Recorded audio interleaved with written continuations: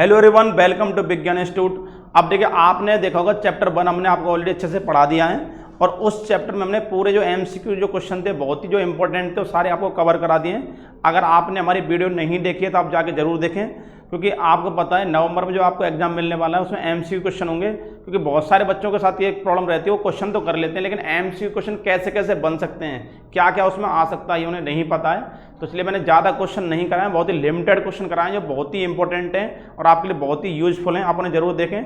अब यहाँ से मैं डिस्कस करूँगा चैप्टर 2 के बारे में। चैप्टर 2 है आपका इनवर्स ट्रिगोनोमेट्रिक फंक्शन। अब यहाँ पर देखिए, आपको पता होगा ट्रिगोनोमेट्रिक सभी पढ़ते आ रहे हैं क्योंकि हम 10th क्लास से फैमिलियर हैं ट्रिगोनोमेट्री से।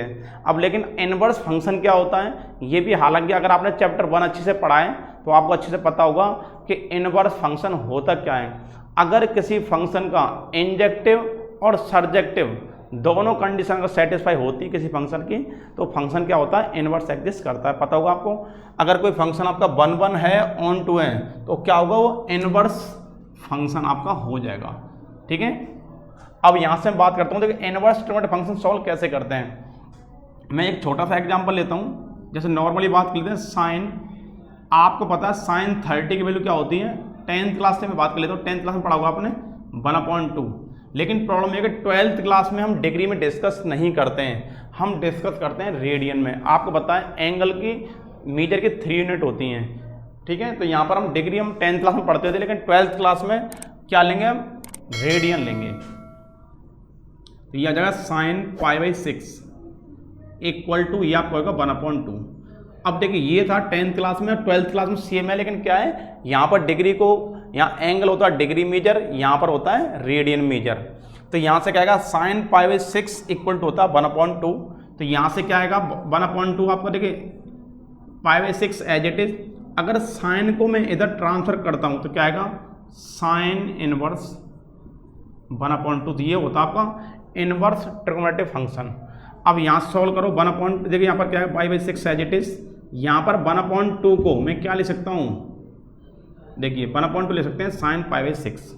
तो साइन इनवर्स साइन π/6, तो इससे क्या हो जाएगा कैंसिल। तो क्या आ गया आपका π/6 इक्वल टू π/6। यहाँ से आपने क्या कर लिया, इसको वेरीफाई कर लिया है। तो आपको जो क्वेश्चन है वो कैसे मिलने वाले हैं, यहाँ से आपको प्रिंसिपल वैल्यू फाइंड करनी है, क्योंकि आपको पता है इस बार आपका सिलेबस काफ़ी डिडक्ट हो चुका है। तो जो डिडक्ट सिलेबस है वो आपको हम यहाँ पर कवर नहीं करा रहे हैं, जो एग्जाम के लिए ज़्यादा इंपॉर्टेंट है, क्योंकि टाइम बहुत लिमिटेड है। तो इसे आपको हम वही टॉपिक पढ़ाएंगे जो बहुत ज़्यादा इंपॉर्टेंट होगा। तो यहाँ से अगर सपोज क्वेश्चन आपको ऐसे मिल गया, साइन इनवर्स √3/2, आपको ये क्वेश्चन मिल गया और आपसे कहेगा find the principal value of this function. आपको इसकी प्रिंसिपल वैल्यू फाइंड करनी है। ठीक है, हालांकि मैं आपको बहुत कुछ और पढ़ाऊंगा, पहले थोड़ा थोड़ी चीज़ें देख लेता हूँ थोड़ी इसमें।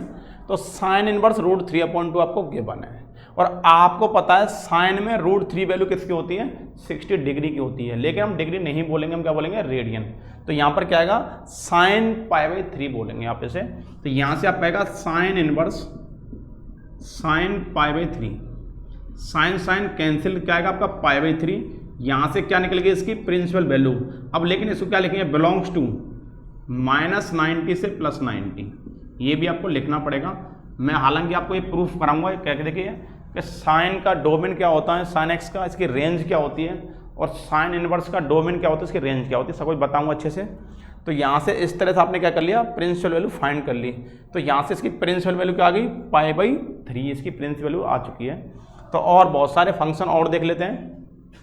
सपोज आपको मिल गया tan इनवर्स 1।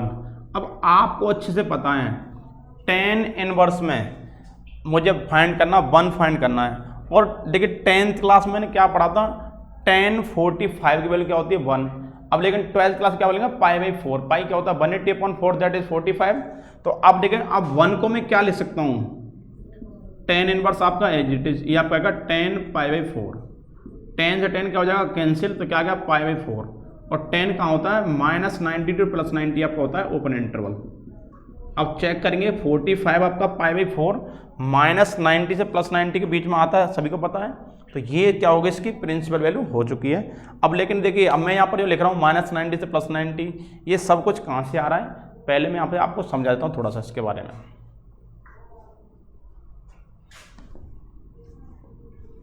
यहाँ से मैं आपको ग्राफ ड्रॉ करना सिखाऊंगा, डोमेन रेंज सिखाऊंगा इसकी, तो आप उसे थोड़ा ध्यान से पढ़ लें बस। देखिए मैं आपको पहले सिखा रहा हूँ यहाँ पर graph. Suppose y equal to आप गिवन है sine x, y equal to sine x आपको गिवन है, और मुझे साइन एक्स का ग्राफ ड्रॉ करना है, क्योंकि साइन एक्स क्या करूँगा ग्राफ से मैं इसका डोमेन और रेंज इसका डिसाइड करूँगा, ठीक है। अब मुझे अगर इसका इनवर्स निकालना है, अगर सीधी बात है अगर मुझे किसी भी फंक्शन का इनवर्स फाइंड करना है तो उसके लिए डोमेन और रेंज क्या कर देंगे, रिप्लेस कर दें, एक्सचेंज कर दें, ठीक है। तो अगर डोमेन को और रेंज को अगर हम क्या करते हैं रिप्लेस करते हैं तो क्या हो जाता है आपका इनवर्स फंक्शन आपका हो जाता है। तो यहाँ से हम देख लेते हैं पहले y equal to sine x की बने और मुझे इसका ग्राफ ड्रॉ करना। देखिए ग्राफ ड्रॉ करना बहुत ही ईजी है, साइन एक्स का मुझे ग्राफ ड्रॉ करना है।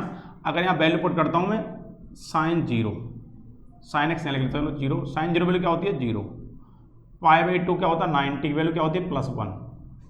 नेक्स्ट आपका था पाई 180 क्या होता है जीरो, फिर आपका आएगा 3 पाई बाई टू, इसकी वैल्यू क्या होती है -1।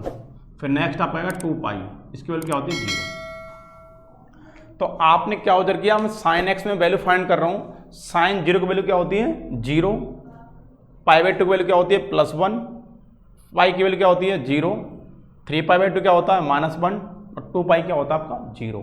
तो अब मुझे इसका ग्राफ ड्रॉ करना है। मैं ग्राफ क्यों ड्रॉ कर रहा हूँ, क्योंकि मुझे इसका डोमेन रेंज फाइंड करना है, ठीक है, इसलिए मैं इसका ग्राफ ड्रॉ कर रहा हूँ, क्योंकि मुझे बहुत ही यूजफुल है। आप इसके बिना क्वेश्चन सॉल्व नहीं कर सकते, ठीक है।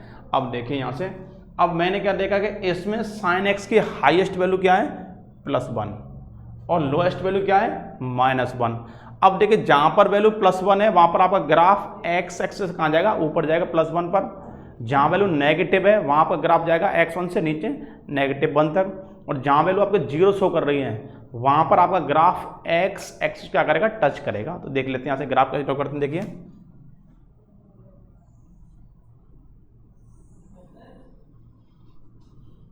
यहाँ पर गिवन आपका जीरो, ये आपके बने पाई बाई टू, ये आपका पाई, ये आपका 3 पाई बाई टू, और ये आपका हो जाएगा 2 पाई, ठीक है। यहां पर हम देख लेते हैं -पाई बाई टू, -पाई। अब और अगर नेक्स्ट आते हैं क्या आएगा -3 पाई बाई टू, इतना इनफ है। बाकी और आप बड़ा ग्राफ ड्रॉ कर सकते हैं, कोई इश्यू नहीं है। देखिए मैंने आपको बताया जहां पर वैल्यू क्या है जीरो, वहां आपका ग्राफ एक्स एक्सिस को क्या करेगा, टच करेगा। जहां वैल्यू +1 है वहां पर ग्राफ आपका एक्स से अपवर्ड होगा और +1 तक जाएगा। तो चेक कर ले, जीरो वैल्यू क्या है जीरो, और पाई पे वैल्यू क्या जीरो, तो आपका ग्राफ कुछ ऐसा बनेगा। देखिए यहाँ से, तो आपने क्या देखा, साइन जीरो की वैल्यू क्या है जीरो, 180 पाई क्या है जीरो, लेकिन 90 पे क्या होता है +1। तो आपका ग्राफ हाईएस्ट कहाँ तक जा रहा है, +1 तक आपका ग्राफ जाएगा।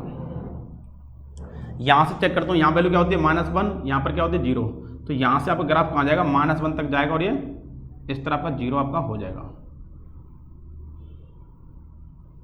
इस तरह आपने ग्राफ ड्रॉ कर लिया। देखिए तो यहाँ से आपने इस तरह ग्राफ ड्रॉ कर लिया, ठीक है। अब यहाँ पर सेम जाएगा, यहाँ पर ग्राफ क्या हो जाएगा -1 और ये क्या हो जाएगा जीरो, इस तरह ग्राफ चलता रहेगा। तो इस तरह से आपने साइन एक्स का ग्राफ ड्रॉ कर लिया है। क्या देखा आपने, जहाँ वैल्यू +1 है वहाँ ग्राफ कहाँ जा रहा है, +1 पर जा रहा है अपवर्ड द एक्स एक्सिस, और जहाँ वैल्यू -1 है वहाँ पर कहाँ जा रहा है, -1 नीचे की तरफ जा रहा है। तो इस तरह आपने साइन एक्स ग्राफ ड्रॉ कर लिया। अब मैं डिसाइड करूँगा डोमेन और रेंज। अब चेक करो, देखो रेंज क्या होता है, वैल्यू हाईएस्ट वैल्यू कितनी है इसकी +1, यहाँ क्या आपकी लोएस्ट -1, ये आपके -1, और यहाँ हाईएस्ट क्या हो गया भाई +1। तो इस तरह मैंने देखा कि इसकी हाईएस्ट वैल्यू, अगर मुझे साइन एक्स एक फंक्शन के बने साइन एक्स, तो इसका डोमेन क्या होगा और इसकी रेंज क्या होगी, ये मुझे फाइंड। रेंज तो पता लग गया, -1 to +1 आपको गिवन है। रेंज क्या होती है, लोएस्ट टू हाईएस्ट।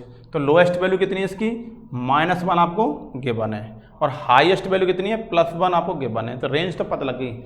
अब डिसाइड करूँगा डोमेन के बारे में। अब देखो डोमेन अगर मुझे फाइंड करना है, अब देखिए मैं करूँगा इसका रेस्ट्रिक्शन करूँगा। अब रेस्ट्रिक्शन क्यों कर रहे हैं, क्योंकि अगर मैं इसके होल डोमेन में, अगर मैं होल में चेक करता हूँ, होल ग्राफ को चेक करता हूँ, तो ये आपका ग्राफ इंजेक्टिव नहीं होगा, ठीक है, और ऑन टू भी नहीं होगा। अगर इंजेक्टिव नहीं है और सर्जेक्टिव नहीं है, आप ये दोबारा ये बोल सकते हैं 1 1 ऑन टू बोल सकते हैं इनको। अगर कोई फंक्शन 1 1 नहीं है और ऑन टू नहीं है तो डेफिनेटली वो इनवर्स एग्जिस्ट नहीं करेगा, ठीक है।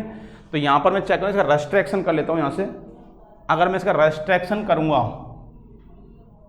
ये आपका बचेगा यहाँ से इतना पार्ट, ये हमने इसका रेस्ट्रिक्शन कर दिया। यहाँ से इसको मैं ज्वाइन कर लेता हूँ, यहाँ से मैंने इसका रेस्ट्रिक्शन कर दिया।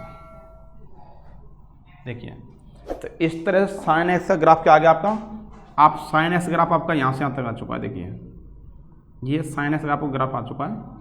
अब बहुत सारे स्टूडेंट बोलेंगे सर आपने इसी का रेस्ट्रिक्शन क्यों किया है, ये ग्राफ क्यों रह गया, बाकी आगे क्यों नहीं हुआ। अब देखिए, क्योंकि मुझे चेक करना था 1 1, तो अगर मैं एक्स के पैरेलल लाइन ड्रॉ करूँगा तो ये लाइन इस ग्राफ को एक सिंगल पॉइंट पे टच कर रही है, या फिर मैं नीचे से ड्रॉ करता हूँ तब भी देखिए ये लाइन इस ग्राफ को एक सिंगल पॉइंट पे टच कर रही है। अगर आप एक्स के पैरेलल एक लाइन ड्रॉ करते हैं, अगर वो लाइन उस ग्राफ को एक सिंगल पॉइंट पे टच करती है तो फंक्शन क्या होता है, इंजेक्टिव होता है, 1 1 आपका फंक्शन होता है।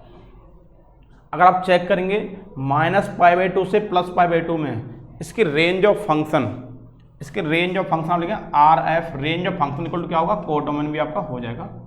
तो आपने क्या चेक किया, range of function equal to किसके इक्वल है, कोडोमेन के इक्वल है। फंक्शन क्या होता है, ऑन टू भी होता है। तो अगर आप -π/2 से +π/2 में चेक करेंगे, RF range of function equal to क्या आपका कोडोमेन भी होता है। तो आपने क्या चेक किया, ये फंक्शन आपका 1 1 भी है और ऑन टू भी है, तो डेफिनेटली इसका इनवर्स भी एग्जिस्ट करेगा, ठीक है। ये आपने चेक कर लिया यहाँ पर। तो यहाँ पर डोमेन क्या आ गया, -π/2 से +π/2, ठीक है। यहाँ से आपका ये मिल गया आपको आंसर।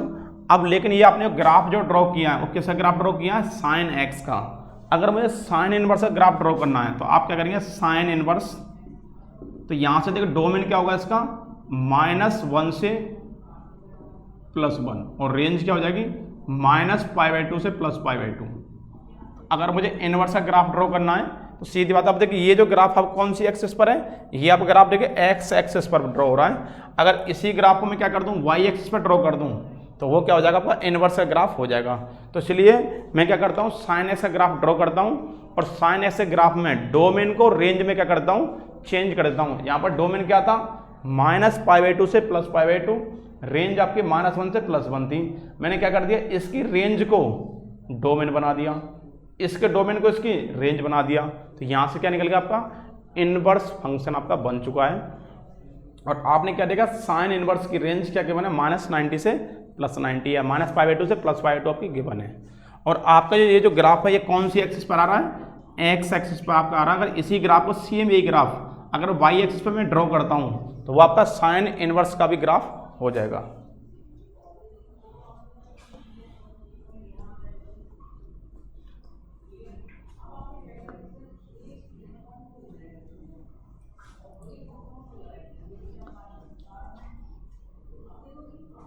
अब देखिए यहाँ से देखते हैं नेक्स्ट ग्राफ। अब मुझे सब कुछ ग्राफ ड्रॉ करना, y = cos x, cos x का मुझे ग्राफ ड्रॉ करना है। और ग्राफ ड्रॉ करना बहुत ही इजी है, बिल्कुल भी हार्ड नहीं है, बस आपको थोड़ी वैल्यू पता होनी चाहिए इसकी बस। अब मैं बात करूँ cos 0 क्या होता है, +1। फिर नेक्स्ट करूँगा π/2, ये वैल्यू क्या होती है, 0। फिर बात करूँगा पाई 180 क्या होता है, -1। फिर बात करूँगा आपका 3π/2, 3π/2 होता है आपका 0।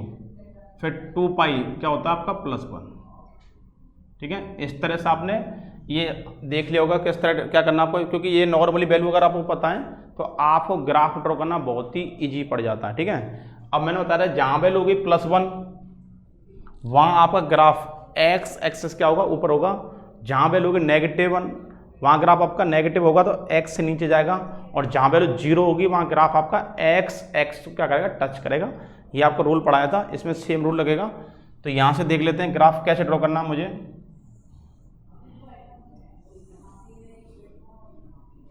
ये आपका 0, दिस इज π/2, पाई, नेक्स्ट आपका आएगा 3π/2, नेक्स्ट आपका जाएगा 2 पाई। नेक्स्ट आपका इधर आएगा, बैक में जाते हैं तो क्या आएगा आपका नेगेटिव पाई बाई 2, और लेफ्ट में जाएंगे minus pi minus 3 pi by 2, और ये आपका हो जाएगा माइनस 2 पाई। अब मुझे इसका ग्राफ ड्रॉ करना है। देखिए ग्राफ ड्रॉ करना बहुत ही ईजी है, बिल्कुल भी हार्ड नहीं है, क्योंकि आपने भी साइन एक्स ग्राफ ड्रॉ किया है। तो यहाँ पर भी देखिए वैल्यू क्या होती है, 0 पर वैल्यू क्या होती है +1, यहाँ पर वैल्यू क्या होती है 0, यहाँ क्या होती है 0। तो आपने क्या ऑब्जर्व किया, कॉस में odd pi by 2, 3 pi by 2, 5 pi by 2, 7 pi by 2, cos में ऑड पाई बाई 2 पर वैल्यू क्या होती है 0 होती है। आपने चेक कर लिया अभी। तो यहाँ से ये वैल्यू क्या हो जाएगी 0, यहाँ पर मान लो सपोज अब +1 हाईएस्ट हो गया, यहाँ से ग्राफ जाएगा, इस तरह टच किया 0, ये सपोज आपका -1 हो गया, यहाँ से ग्राफ जाएगा -1। अगर चेक करते हैं एक सेकेंड, दिस एंड दिस, यहाँ से वैल्यू क्या होती है -1, अब ग्राफ गया दिस, इस तरह चलता रहेगा। तो इस तरह से आप बहुत ही इजीली क्या कर सकते हैं, ग्राफ को ड्रॉ कर सकते हैं इस तरह से। देखिए मैंने इस तरह से समझा दिया आपको, इस तरह से। यहाँ से आपने cos x का क्या कर लिया, ग्राफ ड्रॉ कर लिया है। ठीक है, मैंने बताया था कि जहाँ पर वैल्यू क्या होगी +1 होगी वहाँ ग्राफ आपका ऊपर जाएगा, जहाँ वैल्यू नेगेटिव होगी वहाँ ग्राफ आपका डाउन जाएगा, और जहाँ 0 होगी वहाँ पर x एक्स को टच करेगा। तो अगर मैं चेक करूँ यहाँ पर इसकी हाईएस्ट वैल्यू कितनी है, देखिए यहाँ पर हाईएस्ट वैल्यू कितनी है +1, और अगर आगे चेक करते हो यहाँ पर क्या आएगी हाईएस्ट +1। ठीक है, यहाँ पर भी क्या आएगी आपकी, ये आपकी जाएगी लोएस्ट जाएगी -1, यहाँ लोएस्ट क्या होगी आपकी -1। तो अब मैं देखूँ cos x की बात करूँ, cos x की डोमेन तो मुझे नहीं पता, लेकिन रेंज पता लगी। रेंज क्या है इसकी -1 to +1, यहाँ से मैंने क्या रेंज निकाली। अब मैं करूँगा इसका रेस्ट्रिक्शन करूँगा, रेस्ट्रिक्शन मतलब इसमें ये जो आपको गिवन है प्रिंसिपल जो ब्रांच के बने, इसे बोलते हैं प्रिंसिपल ब्रांच। ये पूरा जो कर्व के बने ये क्या है, प्रिंसिपल ब्रांच। मैं करूँगा इसका रेस्ट्रिक्शन करूँगा। तो ये पूरा गायब कर दिया मैंने, यहाँ से ये पूरा गायब कर दिया, और यहाँ पर आपका पाई, यहाँ तक मैंने इसका ग्राफ ले लेता हूँ, ये ग्राफ ले लिया, इसका भी मैंने रेस्ट्रिक्शन कर दिया, कट कर दिया, हटा दिया ग्राफ को। अब देखिए अगर मैं इस ग्राफ में, अगर इस ग्राफ में x के पैरेलल लाइन ड्रॉ करता हूँ तो ये कितने पॉइंट टच कर रही है, 1 पॉइंट टच करेगी। देखिए अब x के पैरेलल आप ऊपर ड्रॉ करेंगे तब भी 1 पॉइंट टच करेगी, और अगर x से नीचे ड्रॉ करें तब भी क्या रहा 1 पॉइंट टच कर रही है। देखिए तो आपने क्या ऑब्जर्व किया कि अगर हम x के पैरेलल एक लाइन ड्रॉ करते हैं और वो लाइन इस कर्व को एक सिंगल पॉइंट पे क्या करती है, टच करती है, तो ये फंक्शन क्या होता है आपका इंजेक्टिव फंक्शन होता है। ये आपने अच्छे से अभी पढ़ लिया प्रीवियस ग्राफ में। अब यहाँ से पता लगे ये फंक्शन इंजेक्टिव। अब चेक करें ऑन टू, अगर मैं चेक करूँ 0 से, ये क्या आपका 0 से पाई के बीच में चेक करता हूँ, 0 to पाई चेक करता हूँ, तो ये फंक्शन क्या होगा, इसमें आपकी range of function equal to क्या होगी, range of function equal to codomain भी होगा। अगर चेक करना तो आप वैल्यू पुट कर देंगे, वैल्यू डोमेन बनाएंगे, रेंज बनाएंगे, वैल्यू पुट कर चले जाएं, वैल्यू पुट करेंगे और यहाँ रेंज निकलेगी, तो वहाँ पर रेंज ऑफ फंक्शन और कोडोमेन दोनों क्या होंगे, इक्वल आएंगे। तो यहाँ से इसका डोमेन क्या आ गया 0 to पाई। लेकिन आपने जो ग्राफ जो ड्रॉ किया वो किसका है, cos x का।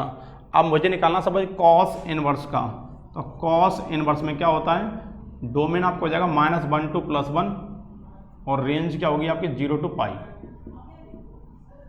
इस तरह आपने क्या चेक किया, अगर cos x की मुझे प्रिंसिपल वैल्यू निकालनी है, cos इनवर्स x में अगर मुझे प्रिंसिपल वैल्यू निकालनी है तो आपको क्या चेक करना पड़ेगा, वो जो वैल्यू निकल रही है 0 से लेके क्या होना चाहिए 180 के बीच में हो, या 0 से 180 भी हो सकती है।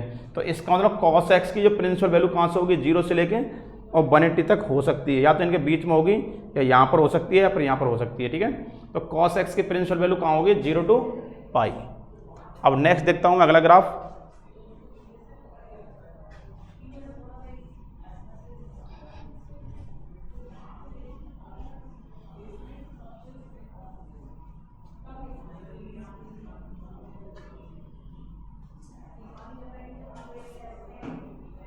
अब देखिए मुझे tan x ग्राफ ड्रॉ करना, suppose y equal to tan x।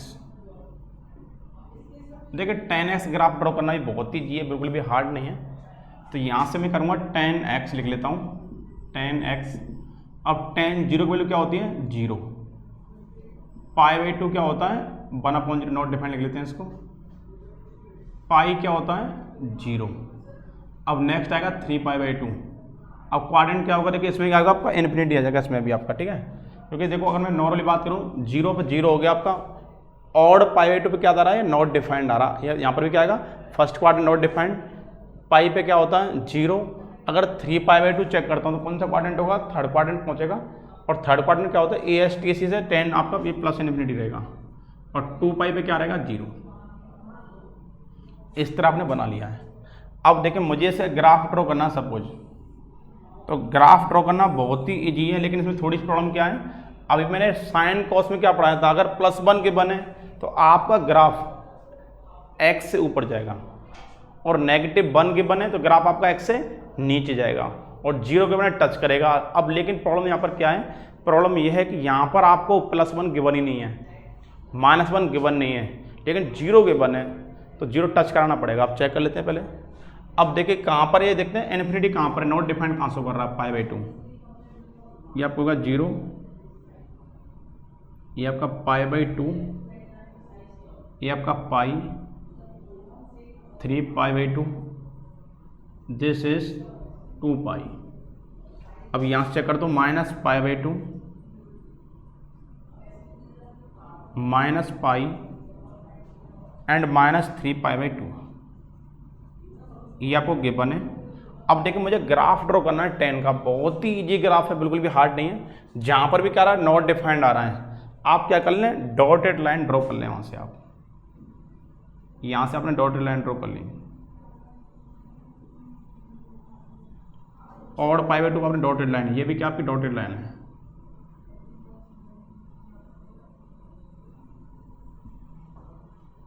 ये भी आपकी डॉटेड लाइन है यहाँ पर,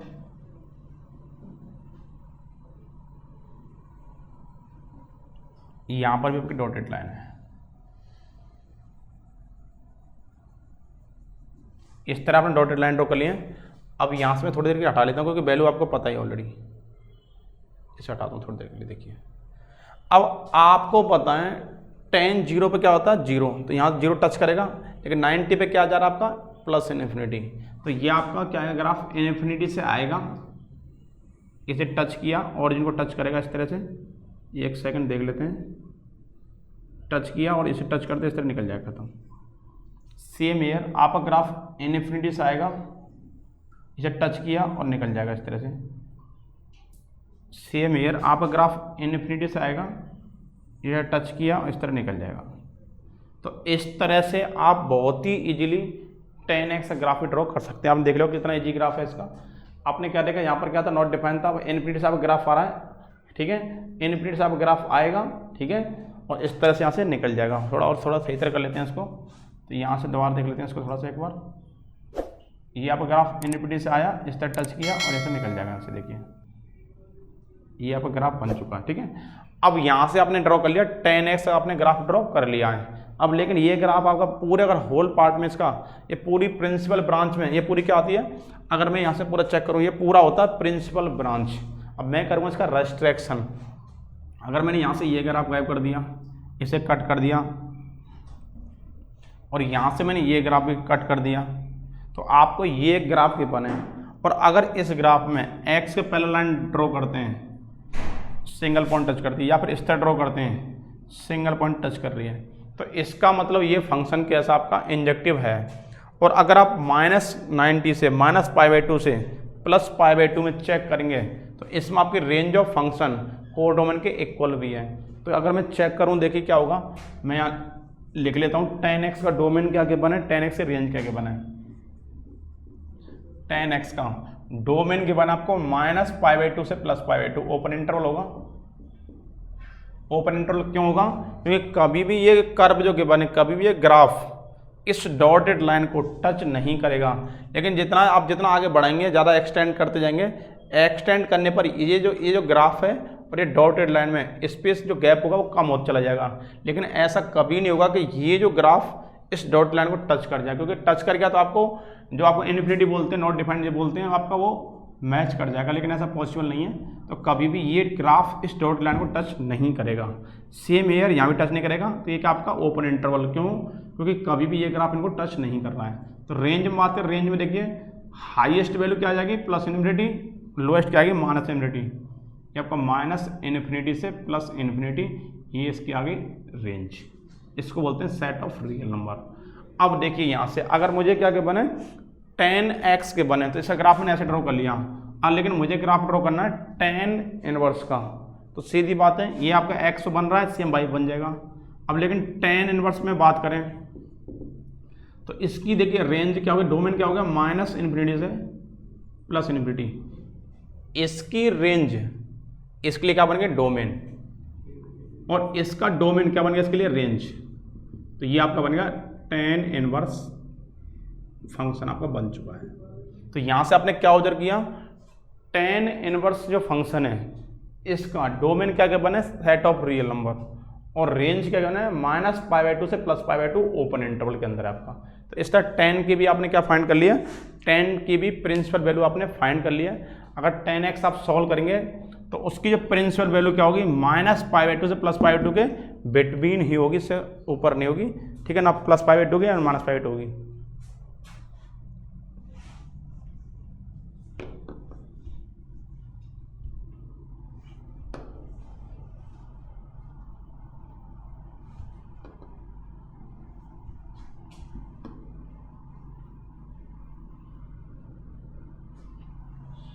देखिए यहाँ से मैं पहले थोड़े कुछ क्वेश्चंस कर लेता हूँ, फिर आपको कोसेक, सेक और कॉट ग्राफ ड्रॉ करना सिखाऊंगा, ठीक है, जिससे आप पता लग जाएगा हम पढ़ क्यों रहे हैं, इससे फायदा क्या है पढ़ने का, ठीक है।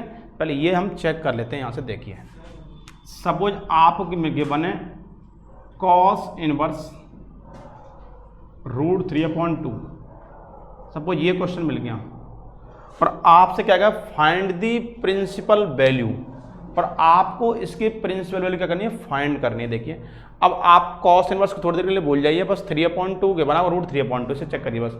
और आपको पता है कॉस में √3/2 क्या होता है, cos π/6 होता है, cos 30 डिग्री होता था 10th क्लास में। अब लेकिन यहाँ पर क्या है, cos π/6, cos inverse as it is cos π/6, cos से cos क्या हो जाए कैंसिल, तो क्या आएगा आपका π/6। अब लेकिन आपने इसकी cos की प्रिंसिपल वैल्यू क्या पढ़ी थी, बिलोंग्स टू 0 to π, अभी आपने जस्ट अभी पढ़ी है, आपने क्या पढ़ा, π/6 बिलोंग्स टू 0 to π। तो यहाँ से क्या चेक किया, आप ये मैच कर रहा है तो इसकी प्रिंसिपल वैल्यू हो जाएगी। और चेक करते हैं सब कुछ और क्या बने। अगला क्वेश्चन 10 इनवर्स, सपोज आपने ले लिया -1, हालांकि ये मेथड मैंने पढ़ाया नहीं बताया, तो फिर भी आपको 10 इनवर्स -1 ले लिया। तो 10 में क्या होता है, माइनस कहाँ आता है, बाहर, पहले आप माइनस बाहर छोड़ देंगे, तो यहाँ से आएगा 10 इनवर्स, ये आपका +1। और आपको पता है 10 में 1 वैल्यू क्या होती है, 45, दैट इज π/4। तो आप इसे कर सकते हैं -10 इनवर्स 10 π/4, 10 से 10 कैंसिल हो जाएगा, क्या आएगा -π/4। और अब -5 देखो 10 क्या होता है, 10 की प्रिंसिपल वैल्यू के लिए क्या आपको गिवन है, ओपन इंटरवल -π/2 से +π/2, अब आपने भी प्रूव किया था। तो यहाँ से क्या गया, -π/4 बिलोंग्स टू -π/2 to +π/2 आपका आ गया है। तो इस तरह से आपने इसकी भी क्या निकाली, प्रिंसिपल वैल्यू निकाली। इस तरह से आप प्रिंसिपल वैल्यू फाइंड कर सकते हैं, ठीक है। यहाँ पर आपने देखो प्रिंसिपल वैल्यू कैसे फाइंड करते हैं। देखिए प्रिंसिपल वैल्यू फाइंड करने आपको चेक करना होता है क्या वो इंटरवल लाइक कर रहे हैं नहीं या नहीं कर रही है, ठीक है। प्रिंसिपल वैल्यू निकालने के भी आपको 3 मेथड मिलने वाले हैं, आपको बहुत ही ध्यान से पढ़ने हैं। लेकिन इससे पहले मैं आपको बता देता हूँ कि sine inverse, cos inverse, tan inverse, इन सभी की प्रिंसिपल वैल्यू क्या क्या हो सकती हैं, ठीक है। आपको उसी इंटरवल में चेक करना है। तो मैं आपको बता देता हूँ पहले इस तरह से देखिए, sine inverse, cosec inverse, tan inverse, ये 3 एक कैटेगरी में आते हैं। आपके फर्स्ट वाली कैटेगरी में आएंगे साइन इनवर्स, कोसेक इनवर्स और आपका टेन इनवर्स आपका फर्स्ट कैटेगरी में आएगा। तो यहाँ से क्या चेक करेंगे, देखिए साइन क्या होता है, साइन आपका होता है -π/2 से +π/2, सभी पता होगा साइन इनवर्स क्या होता है, -π/2 से +π/2 लिख लेते हैं यहाँ पर, -1 to +1, और ये आपको लिखना है -π/2 से +π/2, यहाँ पर ये लिख लिया क्योंकि आपको मैंने ऑलरेडी ग्राफ में सिखाया था कि साइन इनवर्स का डोमेन क्या होता है, -1 से +1, और रेंज क्या होती है। हालांकि आपको इससे कोई नीड नहीं है, ठीक है, ये तो सब डायरेक्टली आपसे पूछे तब बताना, लेकिन सबसे ज़्यादा प्रिंसिपल वैल्यू अगर निकालनी है, आपको फाइंड करनी है, तो आपको ये लर्न होना बहुत ही कंपलसरी है। ठीक है, तो यहाँ से हम देख लेते हैं इस तरह से। सेम कोसेक की बात करें, कोसेक में भी क्या होता है, -π/2 से +π/2 सेम होता है, लेकिन क्या नहीं होता इसमें, जीरो नहीं होता, क्योंकि ये जीरो पे क्या हो जाता है, नॉट डिफाइंड हो जाता है। ठीक है, मैंने कोसेक में जीरो को माइनस क्यों किया है, क्योंकि इसमें -90 से +90 आता है, लेकिन जीरो पर क्या हो जाता है, नॉट डिफाइंड हो जाता है, वो आपको हटाना पड़ेगा। सेम tan में बात करते हैं, tan में कहाँ नॉट डिफाइंड होता है, π/2 और -π/2, तो आप लिखेंगे -π/2 से +π/2। ये आपकी क्या आ गई, प्रिंसिपल वैल्यू इसकी आ चुकी हैं। अगर मैं चेक करूं साइन इनवर्स की प्रिंसिपल वैल्यू क्या होती है, -π/2 से +π/2। कोसेक भी क्या होता है, सेम होता है, tan भी सेम ही होता है, लेकिन यहाँ पर वो इंटरवल है। ठीक है, तो इस तरह लर्न करने का बहुत ही ईजी तरीका है आपका। -π/2 तीन एक कैटेगरी के हैं। ठीक है, अगला यहाँ पर देखें इस तरह से, इसमें क्या आता है, ऑल रियल नंबर एक्सक्लूडिंग -1 +1, और ये आपको पता होगा ये क्या होता है, सेट ऑफ रियल नंबर इसमें आता है। चलिए, इस तरह आपने देख लिया यहाँ पर। हालांकि आपको इसके डोमेन कोई नीड नहीं है, बस क्वेश्चन पूछता है आपसे तब आपको लर्न करना पड़ेगा, लेकिन ये बहुत ज़्यादा इंपॉर्टेंट है। अगर प्रिंसिपल वैल्यू आपको लर्न नहीं है तो आपको क्वेश्चन करने में थोड़ी प्रॉब्लम आ सकती है, तो आप ये तो आप जरूर पढ़ें। ठीक है, अगली कैटेगरी देख लेता हूँ यहाँ से मैं आपको।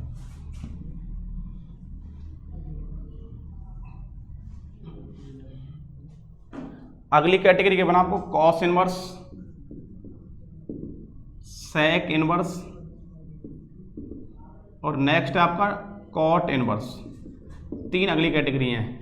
अगर कॉस इनवर्स की मैं बात करूं, डोमेन तो पता ही आपको -1 to +1 होता है। अब बात करता हूं प्रिंसिपल वैल्यू के लिए, ये क्या होता है, माइनस, देखिए ये क्या होता है, 0 to π होता है।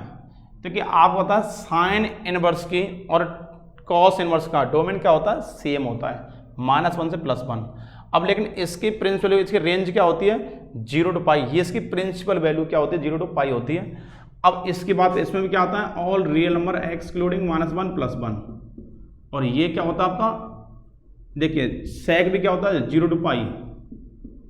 अब लेकिन देखिए सेक कहाँ पर इन्फिनिटी वैल्यू देगा, नॉट डिफाइंड वैल्यू कहाँ देगा। अगर मैं बात करूँ cos 90 क्या देता है, 0, तो cos 90 अगर 0 देता है तो sec 90 क्या देगा, नॉट डिफाइंड। इसका मतलब नॉट डिफाइंड इसमें नहीं आ सकता, तो -π/2। अगर कॉट की बात करें, कॉट क्या होता है, सेम वही, -∞ +∞, आप इसे लिखते हैं सेट ऑफ रियल नंबर। तो यहाँ पर क्या होता है, सेम आपका 0 to π ओपन इंटरवल। तो यहाँ से क्या चेक किया, cos inverse, sec inverse, cot inverse, इन सभी की ये क्या है, प्रिंसिपल वैल्यू, ये प्रिंसिपल वैल्यू, ये प्रिंसिपल वैल्यू, ये प्रिंसिपल वैल्यू। हालांकि यहाँ ये रेंज है इसकी, लेकिन हमें क्या प्रिंसिपल वैल्यू शो करना पड़ेगा, वहाँ पर रेंज चेक करना पड़ेगा। वहाँ से हम प्रिंसिपल वैल्यू निकालेंगे, वो कहाँ लाई करनी चाहिए, इस इंटरवल में लाई करनी चाहिए। अगर इन इंटरवल में लाई कर गई तो वो आपका आंसर करेक्ट है। यहाँ से इस तरह से आपने चेक कर लिया होगा। अगर आपने नोट नहीं किया, आपने नोट जरूर कर लें, बहुत ही ईजी है। अब यहाँ से मैं डिस्कस करता हूँ नेक्स्ट उसके बारे में। देखिए